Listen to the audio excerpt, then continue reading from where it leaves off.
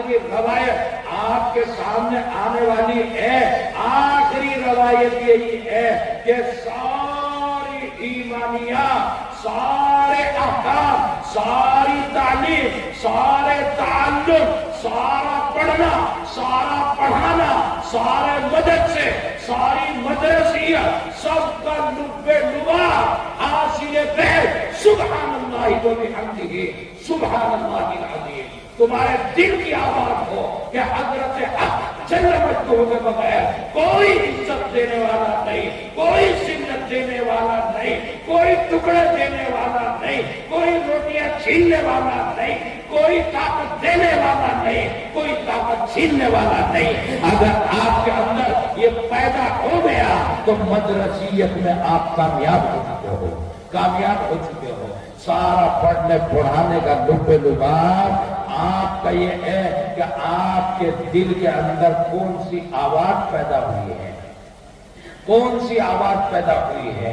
کیا آپ حضرت حق جل مجدہ کے قریب آپ کا دل آپ کو کھینچ کر لے کے جا رہا ہے، یا دنیا کی شہوتوں کی طرف آپ کا دل؟ دو چیزیں ہیں، هو الذي ارسل رسوله بالهدى، ایک ہدا ہے، ایک ہوا ہے۔ اگر ہدا پر آ گئے کامیابی ہو گئی، ہوا کی طرف چلے گئے، نفسانی خواہشات کی اتباع کی طرف چلے گئے، اور جب علم میں گہرائی نہیں ہوگی یا کم سے کم علماء کی صحبت میسر نہیں آئے گی تو پھر ہوا کی طرف جانا ہے، خواہشات کی طرف جانا ہے۔ اور جب علم یا اہل علم سے کم تعلق اور صحبت نصیب ہوگی تو پھر مجھے خوب یاد ہے، میں ندوۃ العلماء میں جب پڑھتا تھا تو وہاں پر سب استادوں کے نام تو ناموں سے پکارے جاتے تھے، لیکن حضرت مولانا جب مطلقاً کہا جاتا تھا تو اس سے مراد ہوتے تھے ہمارے بہت ایک محترم اور مکرم اور ہمارے استاد اعظم حضرت مولانا سید ابو الحسن علی ندوی علیہ الرحمہ المعروف مولانا علی میاں علیہ الرحمہ، وہ مراد ہوتے تھے۔ مطلق حضرت مولانا جب کہتے تھے تو حضرت مراد ہوتے تھے، باقی تمام استادوں کا نام لیا جاتا تھا۔ حضرت مولانا کبھی کبھی جو ہے انتہائی درجے سمجھاتے تھے تو حضرت مولانا لمبی تقریروں کے زیادہ عادی نہیں تھے ہماری طرح۔ ہم تو نیم حکیم ہیں، نیم حکیموں کے نسخے بڑے لمبے ہو جاتے ہیں۔ پیٹ میں درد بتاؤ ایک ٹیبلٹ اور بڑھا دیتے ہیں، سر میں بتاؤ ایک ٹیبلٹ اور بڑھا دیتے ہیں، پیر میں چبھن بتاؤ ایک ٹیبلٹ اور بڑھا دیتے ہیں۔ اور جو ماہر ہوتا ہے وہ مرض کی جڑ کو پکڑ کے بس اس کی ایک ہی ٹیبلٹ یا ایک ہی انجیکشن میں پورا علاج کر دیتا ہے۔ تو حضرت تو ماہر تھے تجربے کار۔ کبھی کبھی جو ہے لوگوں کو متوجہ کرنے کے لیے رنگ میں آتے تھے تو ارشاد فرماتے تھے، مجھے کہنے دیجئے تاریخ کا ایک کامیاب ترین طالب علم ہونے کی حیثیت سے آپ کو کہہ رہا ہوں، میں نے تاریخ کو کتابوں میں نہیں پڑھا بلکہ کتابوں کے ساتھ ساتھ میں نے تاریخ کو دنیا میں گھوم کر پڑھا ہے۔ میں نے دنیا کی تاریخ جب پھر بھی پڑھی ہے، میں نے کتابوں میں بھی عروج الزوال کو منضبط کر کے قوم کے سامنے پیش کیا ہے۔ میں پورے خصوص کے ساتھ کہہ رہا ہوں، حضرت اتنے خصوص کے ساتھ ارشاد فرماتے تھے کہ میرا تجربہ بھی ہے، میرا تجزیہ بھی ہے کہ تمام بستیوں کے اندر ہر مسلمان اپنی اپنی بستی کے اندر جتنا کر سکتا ہو ایک مدرسہ ضرور کھول دے۔ یہاں تو بہار میں لوگ پریشان ہیں کہ ہر ٹائم ہر مسجد میں چندے والا، ہر مسجد میں چندے والا، کتنے مدرسے یہ مولوی کھولیں گے، کتنے مدرسے یہ مولوی کھولیں گے۔ ایک نہیں کہتا کہ کتنی دکانیں کھولیں گے، کتنے کھیتوں میں کھیتیاں کی جائیں گی، کتنے ٹوٹیوں میں پانی بہایا جائے گا، کتنے غسل خانے بنیں گے، کتنے بیوت الخلا بنیں گے، کسی کا رونا نہیں۔ اگر رونا ہے تو اس کا کہ مدرسے کتنے کھلیں گے۔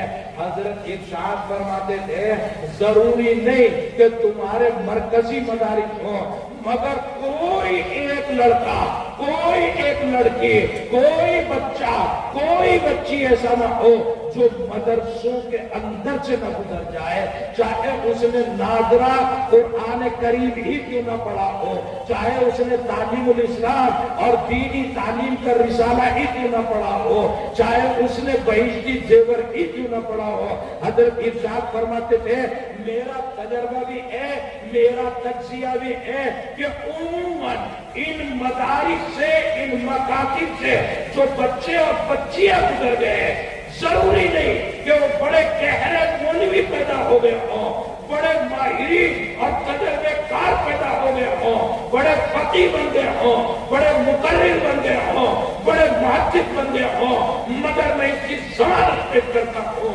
कि वो कभी इर्तिदा को कबूल नहीं करेंगे। वो ईमान की हिफाजत के आम तरीन सिरे ये मकातिब और ये मदारिस है।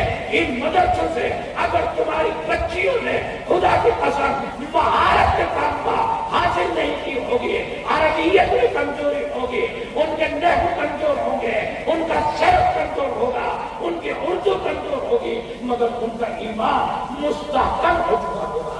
ये बुनियाद है। हजरत का तजर्बा था, हजरत का तज्जिया था, हजरत ने उरूज सवाल के कौमों को करीब से देखा था। अल-गरज कहना ये है, हजरत तो कहा करते थे और मंशा हजरत का था कि कोई मस्जिद ऐसी ना हो।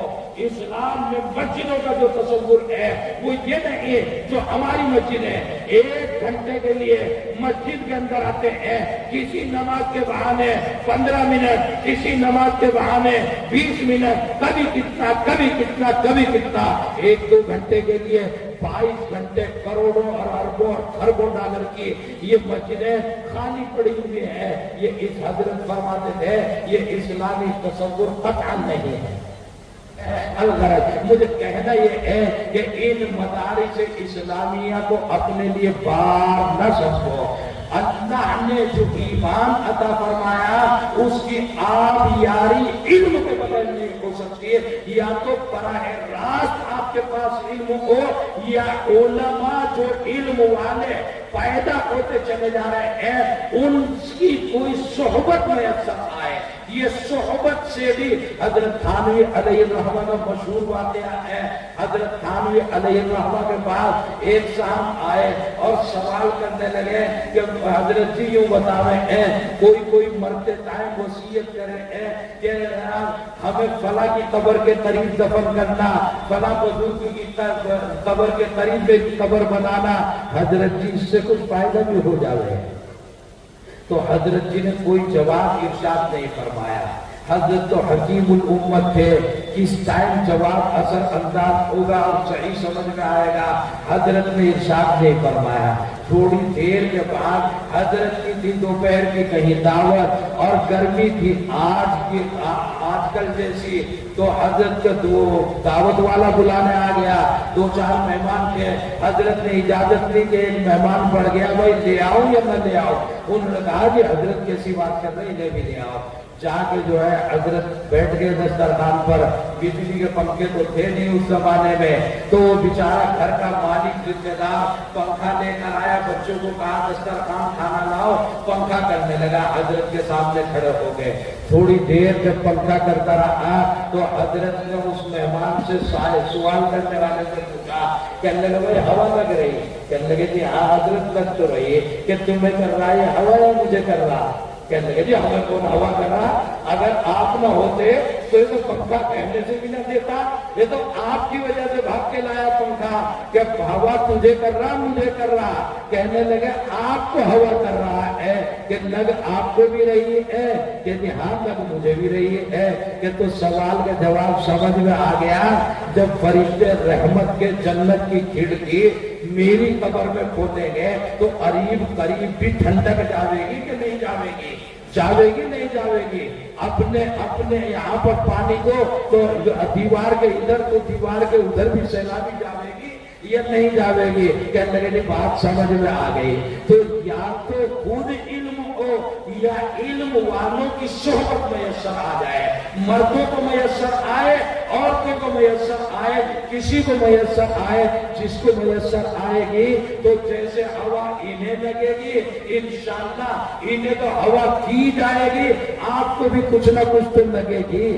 اس لیے یا تو مضبوط علم ہو یا مضبوط علم و عمل، تقوی، طہارت و تقدس والوں کی صحبت، ان کی مرافقت اور مرافقت وہ میسر آ جائے، ان کی محبت اور موافقت میسر آ جائے، وہ عجیب و غریب حضرت شیخ عبد القادر جیلانی نور اللہ مرتضی ایک مشہور بزرگ گزرے ہیں، مشہور بزرگ، اور مولوی بھی بہت بڑے تھے اور وہ خانقاہی بزرگ بھی بہت بڑے تھے، تو بڑے بڑے مولوی جا کے جو ہے ان کے سامنے تلمس طے کرتے تھے، طالب علم اور شاگرد اور چھوٹے بن جاتے تھے اپنے مدرسے میں۔ حضرت محتمم صاحب دامت برکاتہم مدجلو اور حضرت کے سامنے گئے تو ان کا چراغ ٹمٹما جاتا تھا، حضرت سب سے بڑے ہوا کرتے تھے، تو حضرت کی خانقاہ لگتی تھی، علماء بھی جاتے تھے، عوام بھی جاتے تھے، حضرت کی خانقاہ ایک دن لگ رہی تھی اور حضرت کے یہاں خانقاہوں میں ہوتا کیا ہے، خانقاہوں میں کتاب پڑھ کے سنا دی جاتی ہے تاکہ علم لوگوں کو کچھ نہ کچھ میسر آ جائے، اور پھر لوگوں کے لیے دعا کر دی جاتی ہے، بیچ میں اللہ کا ذکر کیا جاتا ہے، اللہ کا ذکر کر کے اور دعا کرا دیتے تھے۔ تو ایک دن حضرت جی نے جو ہے ذکر کیا اور ذکر کر کے کتاب پڑھی اور سنائی، ذکر کیا، دعا کرا دی، دعا کے بعد جو ہے ایک آدمی کھڑا ہو گیا درمیان سے اور کہنے لگا کہ حضرت جی ایک بات معلوم کرنی ہے۔ اب یہ مولوی اتنے بڑے بڑے جو ہے وہ سب لڑکھڑانے لگے، امام الانبیاء جناب محمد رسول اللہ صلی اللہ علیہ وسلم، صحابہ رضی اللہ عنہ کہتے ہیں کہ قرآن کریم میں ایک ایسی آیت نازل ہو گئی، ہم ڈرنے لگے رسول اکرم علیہ السلام سے کوئی بھی بات معلوم کرتے ہوئے، تو ہم تو حضرت کی مجلس میں ان دنوں چپ چاپ بیٹھے رہتے تھے، انتظار کرتے تھے کہ کوئی ایسا آدمی آ جائے جو حضرت کا منجھا ہوا شاگرد نہ ہو، وہ دیہاتی آئے گا، کچھ بھی بات معلوم کر لے گا، ہمیں بھی پتہ چل جائے گا، لیکن ہم جو ہے پوچھنے کی ہمت نہیں کرتے تھے۔ کیوں؟ اس لیے کہ ہم تو طالب علم تھے، ہمیں تو آداب حضرت جی کے معلوم تھے، ادب کے خلاف ہم جا نہیں سکتے تھے، اور اس کو بیچارے کو آداب اور تقاضے معلوم نہیں، اس لیے جو ہے وہ آتا تھا، سوال کرتا تھا، ہم اس کے سوال سے خوش ہو جاتے تھے۔ تو آنے والے نے سوال کر لیا اور سوال کیا کہ بتاؤ کہ آپ جو اللہ کا ذکر کرتے ہو وہ خاص انداز حضرت جیلانی علیہ الرحمہ کا خاص انداز تھا اللہ کا ذکر کرنے کا، وہ کیسے ذکر کرتے تھے؟ کہتے تھے لا الہ الا اللہ، تم بھی کرو اللہ کا ذکر، اس میں حرج کیا ہے، مرد بھی کریں عورتیں بھی کریں، کم سے کم اللہ اللہ کر لو بیٹھ کے۔ حضرت کا خاص انداز تھا جب لا الہ کہتے تو گردن کو سیدھی طرف اوپر اٹھاتے تھے، اور جب الا اللہ کہتے تو الٹی طرف نیچے گراتے تھے، ایسے کرتے تھے۔ تم بھی مجھے دیکھو اور کرو لا الہ الا اللہ، لا الہ الا اللہ۔ آواز تو آئی نہیں بھائی، کلمہ تو پڑھ نہیں رہے صحیح، مسلمان کیسے ہو گئے؟ کلمہ پڑھو صحیح، لا الہ الا اللہ، لا الہ الا اللہ، لا الہ الا اللہ، لا الہ الا اللہ، لا الہ الا اللہ، لا الہ الا اللہ، لا الہ الا اللہ، لا الہ الا اللہ۔ اب جناب یہ کھڑے ہو کے بیچارہ اسرع کا ایک عام آدمی پوچھنے لگا کہ حضرت جی یہ بتاؤ اللہ کا نام لینا ہے سیدھے بیٹھ کے بھی لے سکے؟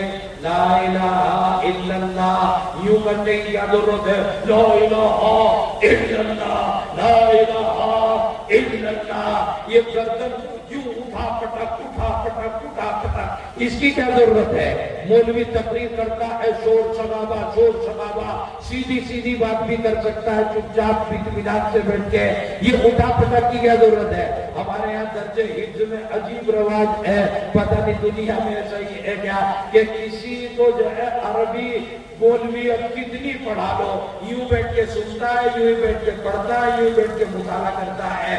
اور دارالقرآن میں چلے جاؤ، حفظ و ناظرہ کے بچے سارے بیٹھے ہوئے جب قرآن پڑھ رہے ہیں تو کیسے ڈٹ رہے ہیں؟ الف لام میم ذالک الکتاب لا ریب فیہ، الف لام میم ذالک الکتاب لا ریب فیہ، سارے ہل رہے کہ نہیں ہل رہے؟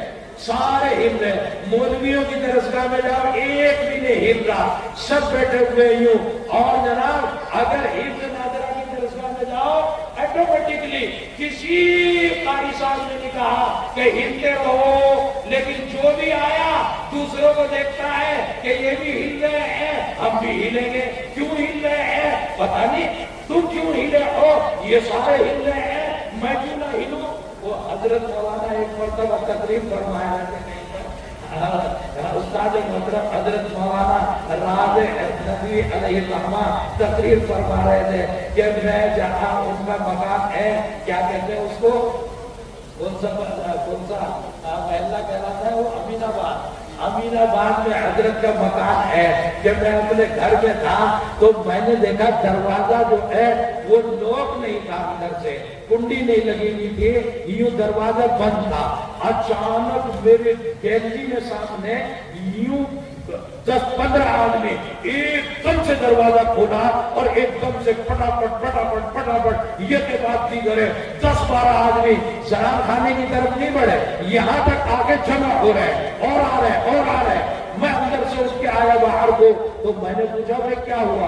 کہنے لگے جی پتہ نہیں کیا ہوا، تو تم کیوں بھاگے چلے آ رہے ہو گھر میں گھسے ہوئے؟ کہنے لگے جی سب بھاگے جا رہے ہیں تو ہم بھی بھاگیں گے، ہمیں تو پتہ نہیں کیا ہوا۔ پھر حضرت نے فرمایا کہ میں دروازے پہ گیا، یہ بھی لوگ باہر کو نکلے، تحقیق کی، ان سے کچھ اور بھاگے آ رہے تھے کہ تم کیوں بھاگے؟ کہ بھائی یہ بھاگے تو ہم بھی بھاگے۔ کہ یہ کیوں بھاگے؟ کہ پتہ نہیں، ان سے پوچھا، کہنے لگے نہیں وہ جو اندر دوسرے مکان میں گھسے انہیں بھاگتا دیکھ کر ہم بھاگے۔ پھر انہیں پوچھا تو بعد میں پتہ چلا کہ ایک گائے جو ہے روڈ پہ بھاگی تو اس سے بچ کے کچھ لوگ بھاگے۔ اب جو سامنے بھاگے انہیں نہیں معلوم یہ کیوں بھاگے، ہم بھی بھاگے۔ پھر پیچھے والوں کو معلوم نہیں یہ کیوں بھاگے، وہ بھی بھاگے، اور حضرت کے مقام میں 15-20 داخل ہو گئے۔ تو حضرت نے ارشاد فرمایا کچھ لوگوں کو تو یوں ہی پتہ نہیں کہ ہم کیوں بھاگے ہیں، کچھ لوگوں کو تو یوں ہی پتہ نہیں کہ ہم کیوں بھاگے۔ ایک روایت آ رہی ہے عجیب و غریب قسم کی، بات طویل ہو جائے گی، میں تمہیں ادھر لے کر جاتا۔ حضرات محدثین بہت بڑا اختلاف کر کے کھڑے ہو گئے ہیں، اگر نماز کسوف کہیں ہونے لگے ہیں اور یہ سورج گرہن کی نماز لمبی نماز پڑھی جاتی ہے تو اس میں ایک رکوع کیا جائے گا یا متعدد رکوع کیے جائیں گے؟ تو رسول اکرم علیہ السلام کی روایت آ رہی ہے کہ متعدد رکوع کیے جائیں گے، 2 ہیں، 3 ہیں، 4 ہیں، 5 ہیں، 6 ہیں، الگ روایت ہے۔ بہرحال کئی ایک رکوع ایک ہی رکعت میں، حالانکہ عام نمازوں میں ایک رکعت میں ایک ہی مرتبہ رکوع ہوتا ہے، اس نماز میں کئی مرتبہ رکوع ہو گئے۔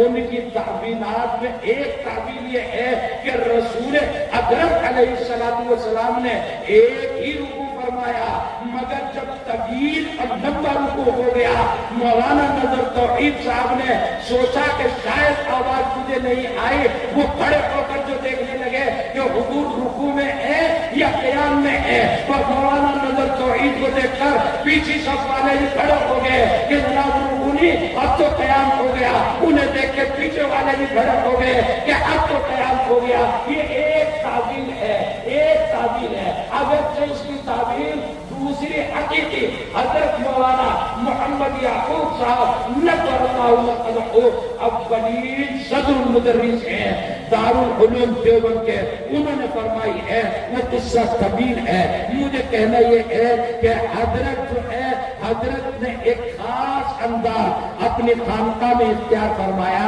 جیسے ہمارے طلبا ہر بچہ آنے والا حفظ میں ہل ہل کے پڑھ رہا ہے، ہل ہل کے پڑھ رہا ہے، ایسے حضرت جو ہے لا الہ الا اللہ. اسرا کے آدمیوں نے پوچھا کہ یوں کرنے کی کیا ضرورت ہے، شور مچانے کی کیا ضرورت ہے، گردن کو اٹھانے اور گرانے کی کیا ضرورت ہے؟ اور جب بھی آتے ہیں آپ کی خانقاہ میں ایک ہی ذکر ہوتا ہے، لا الہ الا اللہ، لا الہ الا اللہ، لا موجودہ الا اللہ، لا مشہودہ الا اللہ، لا الہ الا اللہ، لا قوت الا باللہ، لا حول ولا قوت الا باللہ، لا الہ الا اللہ، نور محمد صلی اللہ، اسبح ربی جل اللہ. بس یہی کلمہ لا الہ الا اللہ. اب اس میں جو ہے یہ عوام ہے، چلو پڑھا لو پہلا کلمہ. یہ اتنے بڑے بڑے مولوی ہیں، بخاری پڑھا کے آ رہے ہیں، پڑھ کے نہیں، ساروں کو ایک ہی لائن میں لگا رکھا آپ نے، سبھی کو پہلا کلمہ رٹوا رہے ہیں لا الہ الا اللہ. مجھے بھی 4 سال ہو گئے آپ کی خانقاہ میں آتے ہوئے. پہلا کلمہ کب تک چلے گا؟ دوسرا بھی پڑھواؤ گے تو سمجھ میں نہیں آ رہی ہے.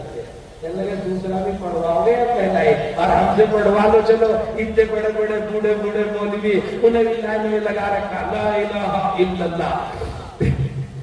حضرت نے ارشاد فرمایا کہ سارا علم جو کچھ آتا ہے وہ دماغ کے اندر جمع ہوتا ہے، دماغ کے اندر جمع ہوتا ہے.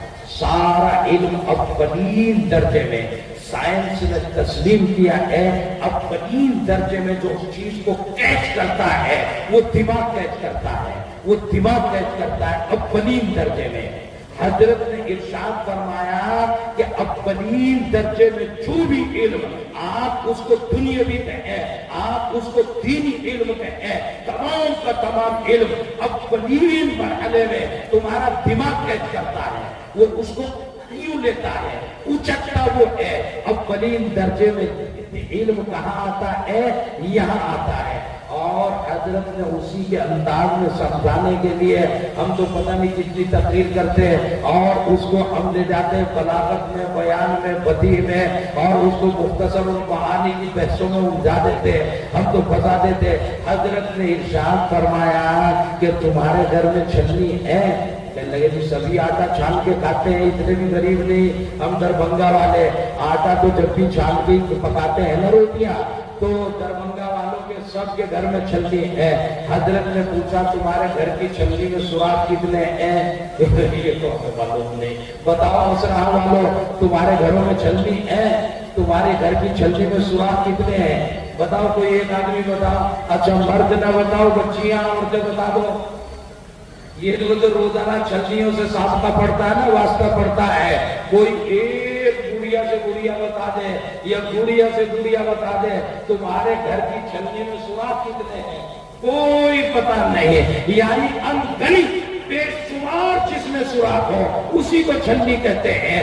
اسی لیے مولوی کہتے ہیں کہ چھلنی کبھی مشبہ نہیں ہوتی، مشبہ بھی ہوتی ہے، اس میں وجہ شبہ زیادہ ہوتی ہے. کہیں اگر کچھ بات بری لگ جائے تو کہتے ہیں دل چھلنی چھلنی ہو گیا ہے، چھلنی چھلنی ہو گیا.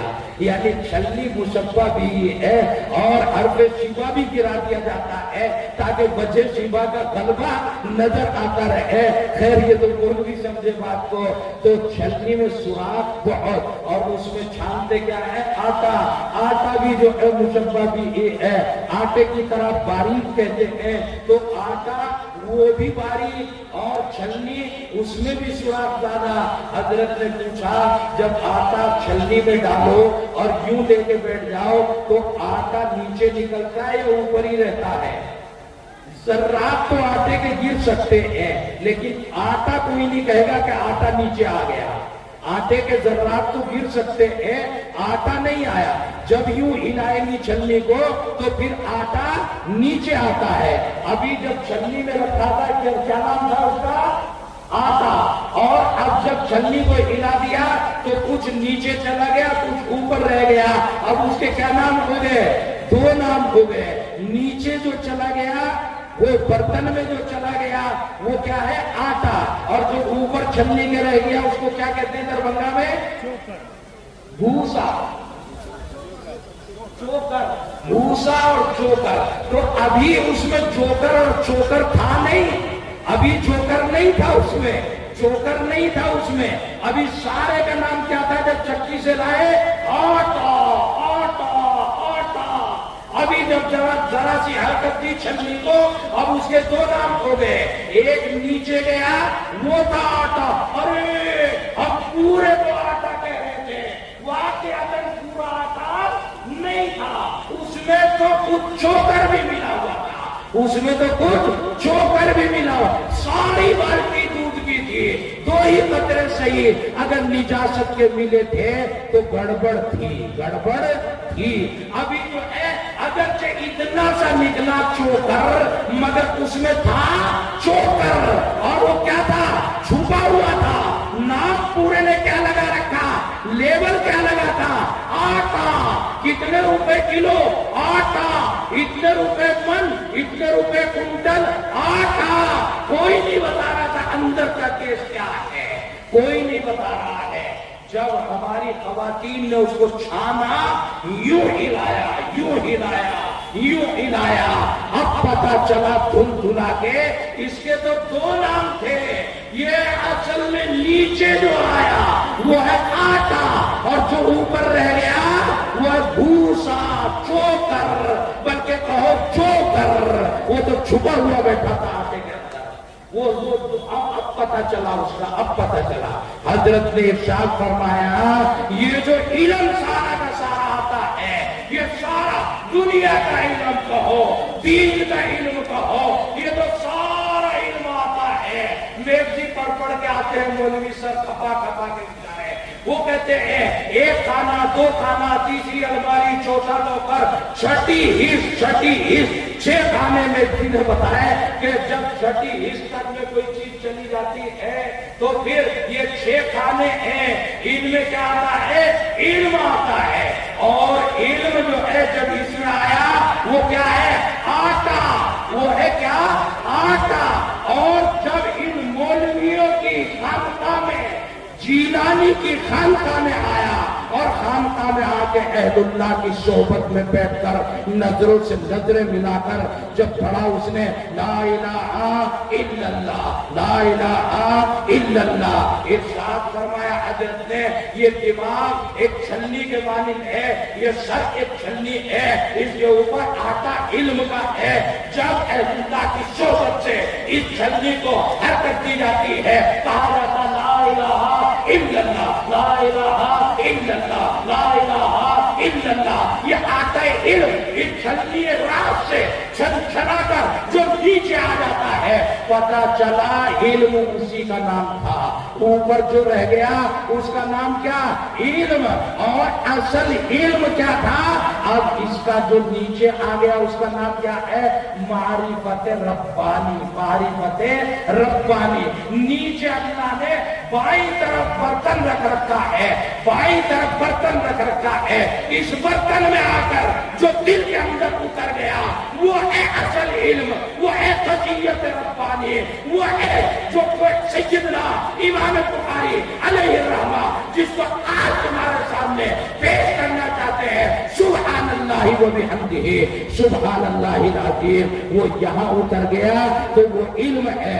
इसीलिए मिरकात मंतिक में जो हम पढ़ते चले आए 8 सूरतें, वो बेचारा चोकर की तारीफ करता रहा और सैयदना अल इमाम आजम अबू हनीफा अलैहि रहमा वो यहाँ तारीफ करते हैं मारिफतुन नफ्सी मा लहा व मा अलैहा। ये तारीफ जो है हक है सैयदना अल इमाम आजम अबू हनीफा अलैहि रहमा का। अल गरज कहना ये है, यहाँ जो है रज़ाउर रहमान भी है और ज़ियाउर रहमान भी है, रज़ा भी है और ज़िया भी है। ज़िया आती रहे तो किसको रज़ानी नसीब होगी? ये दोनों मेहनत कर रहे हैं और दोनों की क्या, तुम्हारी पूरी बस्ती की मेहनत जिद्दोजहद है। ये बच्चे तो बेड़ा लेकर चल पड़े हैं, ये तो आगे बढ़ रहे हैं, कोशिश जिद्दोजहद तुम तमाम की है। अल्लाह ताला परवान चढ़ाए इस इदारे को, इसकी ज़ाहिरी और बातिनी अल्लाह ताला मदद फरमाए। आज इर्तिदाद का माहौल है, آج ارتداد کا ماحول ہے، ایمان کو بچانا چاہتے ہو۔ آج تک مولویوں کی تقریر، اب سے چند سال پہلے تک یہ تھی، تقاضے تھے بچیوں کو گھر میں رہ کے پڑھا لو، باہر مت بھیجو، ان کا کیریکٹر کہیں متاثر نہ ہو جائے۔ لیکن اب ہر ایک بچی کو پڑھا لو، کہیں اس کا ایمان متاثر نہ ہو جائے۔ اس لیے تقاضا ہے کہ پڑھاؤ تحفظ کے ساتھ، ان کے کیریکٹر کی اور کردار کی حفاظت کرتے ہوئے۔ بڑی عجیب و غریب سما ہے، ماحول ہے، بہت کچھ کہنے کو دل چاہتا ہے، لیکن ہمارے کچھ لوگ کہہ کر چلے گئے اور لب لباب اور ماحصل آپ کے سامنے حضرت دامت برکاتہم تشریف لانے والے ہیں۔ انشاءاللہ حاصل بحث خلاصہ کلام آپ کے سامنے آنے والا ہے۔ آپ حضرات نے، ان بیچارے مولویوں نے مجھے بھی انگلی کٹا کے شہیدوں میں نام کچھ کہنے کے لیے یہاں بلا لیا۔ چند بے ترتیب طالب علمانہ باتیں آپ کے سامنے رکھ دی ہیں، اگر کوئی صحیح ہو تو وہ اللہ کی طرف سے ہے، اور خطا ہو تو اللہ ہمیں معاف کرے۔ وما علینا الا البلاغ المبین۔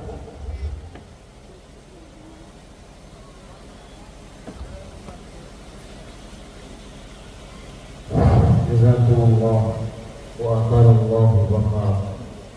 حضرت کا بڑا تصویری خطاب ضرور ہے کہ اللہ تعالیٰ حضرت کی باتوں کو ہمارے دلوں میں پیوست فرمائے اور اس پر عمل کی توفیق بھی نصیب فرمائے۔